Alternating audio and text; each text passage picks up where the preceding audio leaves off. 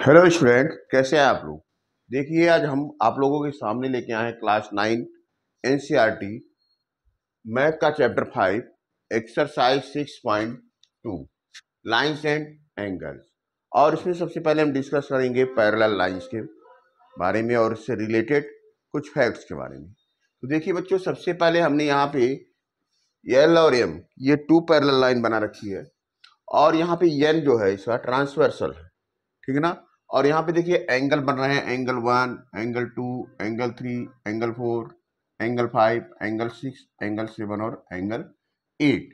अब इन्हीं एंगल्स के बारे में हम पढ़ेंगे कि इसमें करस्पॉन्डिंग एंगल्स कौन होते हैं, अल्टरनेट इंटीरियर एंगल्स कौन कहलाते हैं, अल्टरनेट एक्सटीरियर एंगल्स की क्या क्वालिटी है, और को इंटीरियर एंगल और को एक्सटीरियर एंगल इसकी क्या कैरेक्टरिस्टिक है। इन सारी चीज़ों के बारे में हम आपको एक्सप्लेन करेंगे। तो सबसे पहले देखिए बच्चों, एल और एम दो पैरेलल लाइन और एन क्या है, ये ट्रांसवर्सल है। तो इसमें देखिए एंगल 1 और एंगल 5 की बात करिए, ये एंगल 1 हो गया, एंगल 5 यहाँ देखिए लिखा है मैंने, एंगल 1 और एंगल 5। इसी तरह एंगल 2 और एंगल 6, यहाँ पे है एंगल 2 और एंगल 6, एंगल 4 और एंगल 8 वहां पे देखिए मैंने लिखा। इसी तरह मैंने लिखा एंगल 3 और एंगल 7। देखिए इस सेम साइड, ये ट्रांसवर्सल के सेम साइड में है और ऊपर वाला इस ऊपर वाले एंगल के बराबर, नीचे वाला एंगल इस नीचे वाले एंगल के बराबर है। इस तरह के एंगल को हम कहते हैं करेस्पॉन्डिंग एंगल्स। और करेस्पॉन्डिंग एंगल्स क्या होता है, आपस में इक्वल होते हैं। कहने का मतलब जो एंगल 1 है वो 5 के इक्वल हो जाएगा, 2 6 के इक्वल हो जाएगा, 3 7 के इक्वल हो जाएगा, 4 एंगल 8 के इक्वल हो जाएगा। रीजन क्या है, करेस्पॉन्डिंग एंगल, ठीक है ना। ट्रांसवर्सल के एक ही साइड में है और लाइन के ऊपर वाला ऊपर के इक्वल, नीचे वाला एंगल नीचे के इक्वल। दूसरी बात आती है अल्टरनेट इंटीरियर एंगल की। तो अब देखिए यहाँ पे जो 4 है वो 6 का अल्टरनेट होगा। देखिए वहां लिखा हमने 4 एंड 6 दो पेयर लिखे हैं। 3 जो है 5 का अल्टरनेट इंटीरियर एंगल। इसकी भी क्वालिटी यही है कि एंगल 5 जो है एंगल 3 के बराबर होगा, एंगल 6 जो है 4 की। यानी ये दोनों एंगल जो अल्टरनेट इंटीरियर एंगल होते हैं उनकी वैल्यू आपस में इक्वल होती है। इसी तरह आ जाइए अल्टरनेट एक्सटीरियर एंगल। तो एक्सटीरियर सेम बाहर का, 1 जो है 7 के इक्वल हो जाएगा, 2 जो है 8 के इक्वल हो जाएगा। 1 और 7 और 2 और 8 अल्टरनेट एक्सटीरियर एंगल। इसी तरह हमने एक और यहाँ पे टर्म लिख रखा है को इंटीरियर एंगल्स, ठीक है ना। तो को इंटीरियर एंगल कौन कौन सा होगा, देखिए 4 और 5 ये दोनों मिलके बनाते हैं को इंटीरियर एंगल। इसी तरह 3 और 6 भी आपस में मिलके बनाते हैं को इंटीरियर एंगल। को इंटीरियर एंगल की खासियत क्या है कि एंगल 4 प्लस एंगल 5 ये दोनों मिलके बनाएंगे 180 डिग्री। इसी तरह एंगल 3 और एंगल 6 इन दोनों को भी ऐड करने पे क्या होगा, 180 डिग्री। को इंटीरियर एंगल दोनों ऐड करने पे क्या बनाते हैं, 180 डिग्री। ओके, ये दोनों जो पेयर होंगे। इसी तरह को एक्सटीरियर एंगल की बात भी करें तो सेम 1 और 8, angle 1 and angle 8, angle 1 plus angle 8 ये भी 180 डिग्री बनाएंगे। इसी तरह एंगल 2 और एंगल 7 इनको भी ऐड करेंगे तो भी ये 180 डिग्री। इसको कहते हैं को एक्सटीरियर। बाहर बाहर है तो को एक्सटीरियर एंगल, अंदर अंदर का है तो को इंटीरियर एंगल। सेम साइड है ट्रांसवर्सल के दोनों, ठीक है ना। तो ये हो गया आपका फर्स्ट कॉन्सेप्ट, अल्टरनेट कोई करस्पॉन्डिंग एंगल क्या होता, अल्टरनेट इंटीरियर एंगल क्या होता, अल्टरनेट एक्सटीरियर एंगल। ये सारे एंगल क्या होते हैं, आपस में इनकी वैल्यू एक दूसरे के इक्वल होती है। को इंटीरियर और को एक्सटीरियर एंगल्स की क्वालिटी क्या है, दोनों एंगल को जोड़ने पे वैल्यू क्या होगा, 180 डिग्री के इक्वल होगा, ठीक है बच्चों। अब आते हैं नेक्स्ट कॉन्सेप्ट, इसमें दिया हुआ था थ्योरम 6.6। इसको समझते हैं कि कह रहा है lines which are parallel to the same lines are parallel to each other. यहाँ पे देखिए जो लाइन यल है ये पैरेलल हो गया एम की, ओके। इसी तरह लाइन एन भी पैरेलल है एम की। अब इस तरह से क्या होगा, लाइन एम पैरेलल एम, ये पैरेलल एन, यानी एन जो है वो पैरेलल एन की भी हो जाएगा। होगा कि नहीं होगा, 21 ठीक है ना। यानी अगर ये लाइन इसके पैरेलल, ये भी लाइन इसी के पैरेलल, एक लाइन के पैरेलल दो लाइन है तो वो दोनों लाइनें भी आपस में पैरेलल। वही कॉन्सेप्ट यहाँ पे बता रहा है, lines which are parallel to same line. जैसे एल पैरेलल है एम की, एन भी पैरेलल है एम की, तो पैरेलल टू ईच अदर, इसलिए एल और एन भी आपस में क्या हो जाएंगे, पैरेलल हो जाएंगे।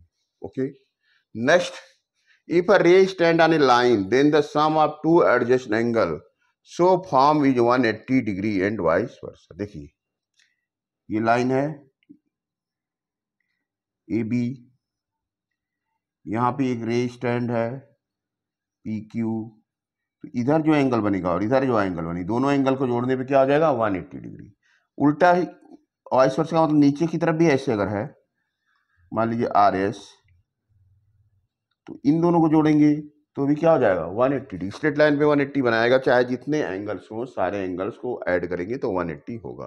तो if a ray stand on a line then the sum of two adjacent angle so form is 180 degree. This property is called the linear pair axiom. इसका भी इस्तेमाल बहुत बार हम लोग करेंगे जब भी एक्सरसाइज 6.2 को सॉल्व करेंगे। If two lines intersect each other than vertical opposite angle. Intersect, ये दो लाइनें हैं एक दूसरे को इंटरसेक्ट करती है, इसका वर्टिकली अपोजिट ये हो जाएगा, इसका वर्टिकली अपोजिट ये हो जाएगा, और ये दोनों आपस में क्या होंगे, इसके इक्वल ये होगा, इसके इक्वल ये होगा। वर्टिकली अपोजिट एंगल आपस में इक्वल होते हैं। तो बच्चों ये सारे कॉन्सेप्ट थे जिसको आपको दिमाग में रखना है, और फिर हम एक्सरसाइज 6.2 को सॉल्व करेंगे। देखिएगा आपको कोई भी प्रॉब्लम नहीं आएगी, ये टर्म और कॉन्सेप्ट आपको बहुत हेल्प करेंगे एक्सरसाइज के क्वेश्चन को सॉल्व करने में। तो बच्चों तब तक आप लोग ये सारे रूल्स पढ़िए, इन सारे कॉन्सेप्ट को समझिए, लर्न करिए, रिवाइज करिए। उसके बाद हम स्टार्ट करते हैं एक्सरसाइज 6.2 का क्वेश्चन नंबर 1। ओके बच्चों, हैं क्वेश्चन नंबर 1 पे in figure 6.23 if A B parallel C D and C D parallel E F y is to z equal to 3:7 find value of x। इस question को solve करते हैं बच्चों। तो देखिए इसमें क्वेश्चन नंबर 1 का सॉल्यूशन करते हैं पहले। सबसे it is given that, question में क्या क्या दिया हुआ पहले इस इंफॉर्मेशन को यहाँ राइट करेंगे। इट इज गिवन दैट, क्या चीजें हमको पता है, पहली बात तो ये पता है कि A B parallel C D, write करिए A B is parallel C D, और साथ ही साथ ये भी पता है कि सी डी भी पैरेलल है ई एफ के। ठीक है, तो इस तरह से देखो A B parallel C D parallel E F हो जाएगा। क्लियर है? तो ये थ्योरम है। थ्योरम क्या कहता है, लाइंस 6.6 थ्योरम नंबर जो इसके पहले हम डिस्कस किए हैं, ठीक है ना। Lines parallel to same line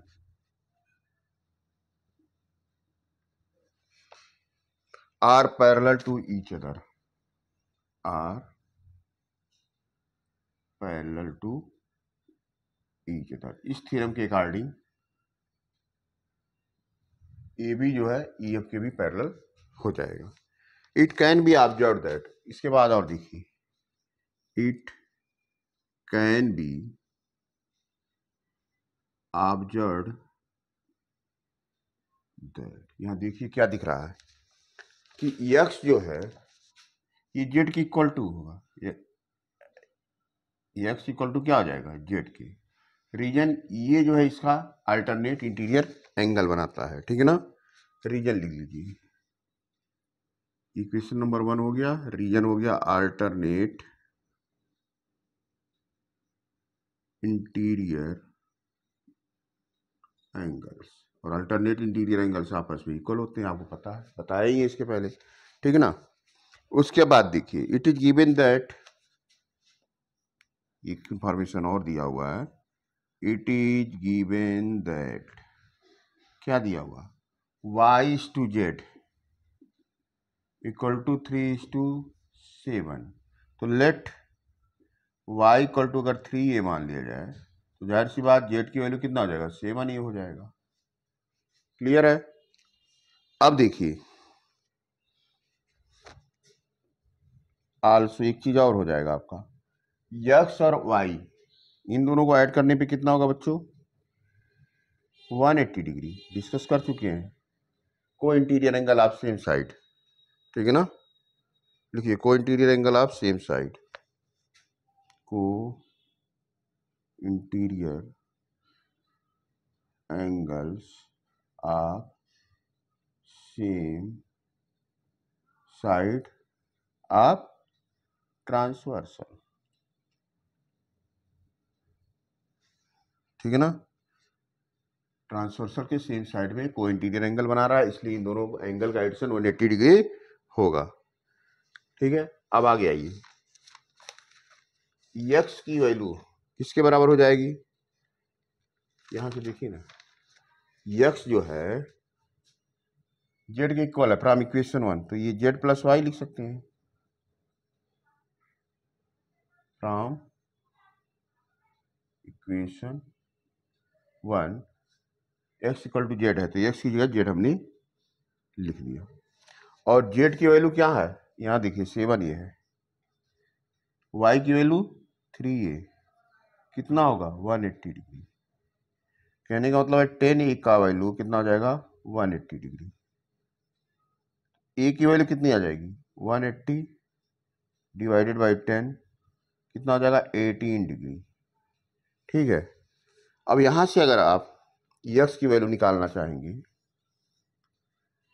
x की फाइंड करना है आपको, ठीक है ना? ए का वैल्यू तो आ गई, एक्स इक्वल टू कितना है? जितना जेड का है, यानी 7a, ठीक है? तो एक्स इक्वल टू क्या आ जाएगा? 7 और ए की वैल्यू 18, 18 का 7 में मल्टीप्लाई कीजिए, 7 8 जा 56, 7 1 जा 7, 5 12, यानी एक्स की वैल्यू कितनी आ जाएगी? 126 डिग्री। क्लियर है बच्चों? यहां से हमने ए की वैल्यू निकाली और यहाँ पे हमने माना है जेड इक्वल टू 7a। अगर जेड 7a है तो एक्स भी 7a होगा अल्टरनेट इंटीरियर एंगल से, इसलिए इसकी वैल्यू हम कैलकुलेट करके यहाँ रख चुके हैं। आइए क्वेश्चन नंबर 2 का सोल्यूशन करते हैं और देखते हैं कि यहाँ पे क्या कह रहा है। तो देखिए फिगर में क्या दिया, ए बी पैरेलल है सी डी, ये दोनों लाइनें पैरेलल है, और ये परपेंडिकुलर है सी डी, यानी यहाँ 90 डिग्री का एंगल ये बना रहा है इधर भी, और 90 डिग्री फिर इधर भी हो जाएगा, ठीक है ना? क्योंकि 180 होता है दोनों का एडिशन। और एंगल जीईडी, जीईडी की बात कर रहा है, ये पूरा एंगल, ये एंगल मिला के कितना है? 126। आपको पता क्या करना है? ए जी ई, इस एंगल का पता करना है। और क्या पता लगाना है? जीई एफ, ये वाला एंगल, साथ ही साथ एफ जी ई, यानी ये, इन तीनों एंगल का आपको कैलकुलेशन करना, फाइंड करना इनको। अब देखिए क्या क्या हमको इंफॉर्मेशन पता है। इट इज गिवन दैट, देखिए A B parallel C D यहाँ दिया हुआ है क्वेश्चन में, कोई कंफ्यूजन नहीं है। इसके साथ साथ ये भी दिया है कि ई एफ जो है वो परपेंडिकुलर है सी डी के, तो इस रूल से GED, angle GED, angle GED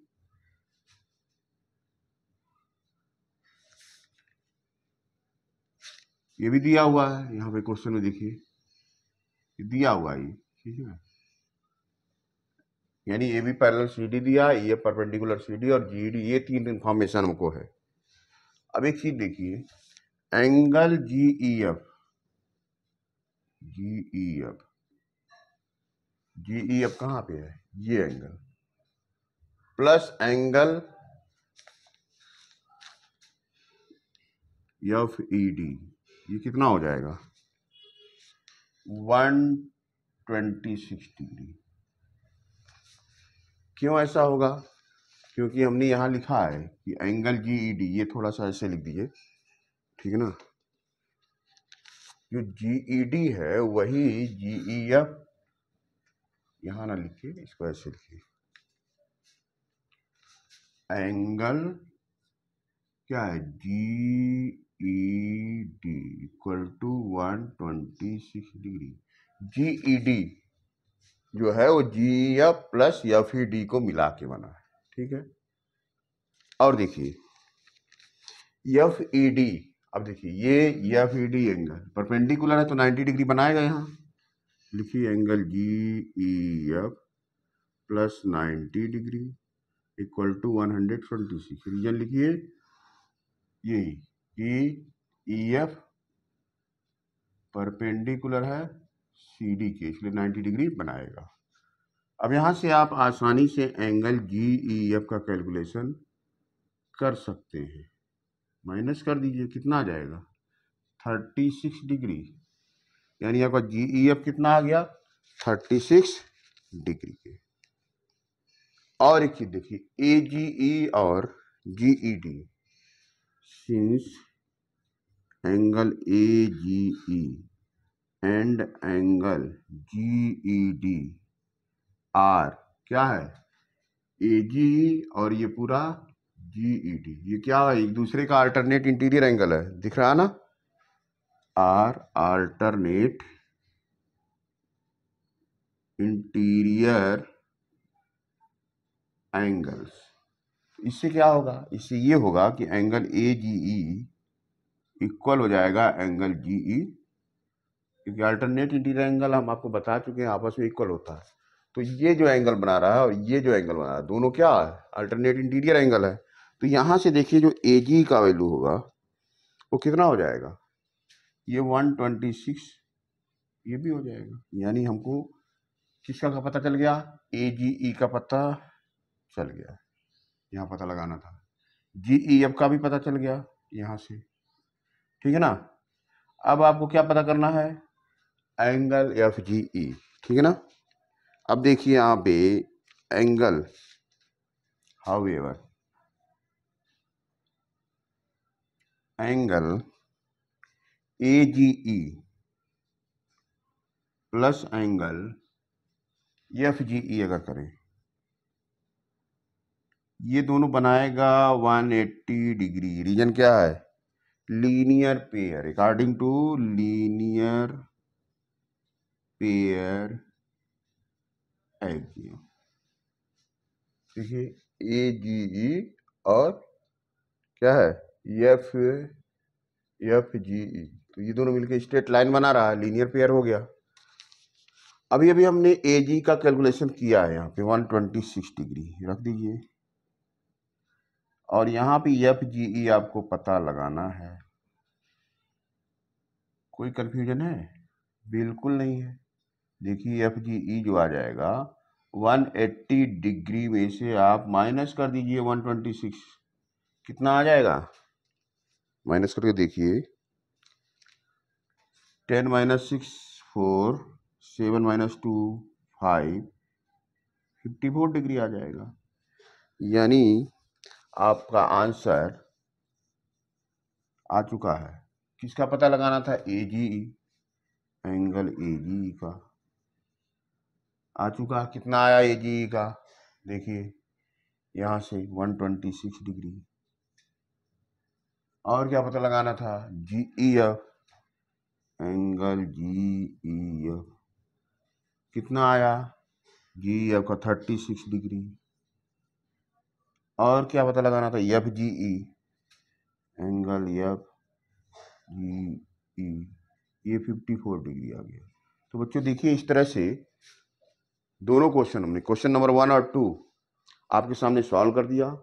concept आपको क्लियर हो रहा होगा क्योंकि इससे पहले हम डिस्कस कर चुके हैं। तो ये सारे क्वेश्चन आपको लगाने में कोई दिक्कत नहीं होगी। इसके आगे के क्वेश्चन भी हम सॉल्व करेंगे, लेकिन फिलहाल पार्ट 1 में हम 2 ही क्वेश्चन रखते हैं क्योंकि इसके पहले हम कॉन्सेप्ट को भी डिस्कस किए हैं। तो मैं चाहता हूं कि आप उस कॉन्सेप्ट को पहले क्लियर कर लीजिए, ये 2 क्वेश्चन सॉल्व कर लीजिए, उसके बाद हम नेक्स्ट क्वेश्चन पे नेक्स्ट वीडियो में आते हैं। तब तक के लिए बच्चों बाय बाय।